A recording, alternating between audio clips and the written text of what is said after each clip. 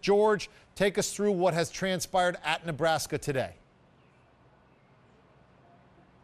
Well, no big secret here and no great surprise. Nebraska has accepted an invitation to join the Big Ten, so it is all but official, just procedural things at this point. Now, the Board of Regents was here meeting today. They just made the announcement a few minutes ago, and now the Chancellor and the Athletic Director, Tom Osborne, are taking a few questions. Here is part of what Nebraska's Chancellor had to say just a few minutes ago.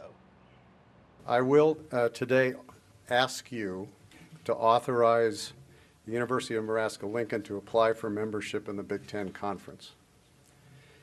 I'm optimistic that the Big Ten will take our application under due consideration and will be receptive to it. We would seek full academic and athletic integration with the current membership of the Big Ten.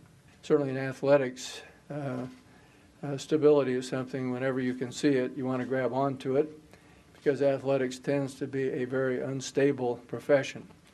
And so we think that the stability of the Big Ten is something that we cannot ignore at this time.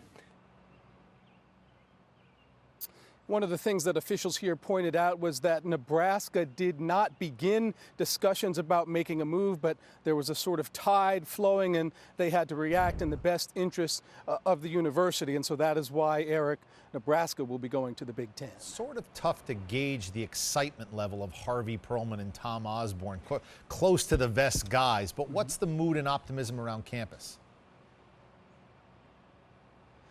Well, I certainly think that they felt that Nebraska was vulnerable, that if they did not act now, Nebraska could potentially be left out in the cold, that there would be no Big 12 in 3 years or 5 years or 8 years. There was no guarantee that the Big 12 would exist with the defections that you've already seen starting. So they felt like this was the time, while they had a very good option, to act and do something before they had no options at all.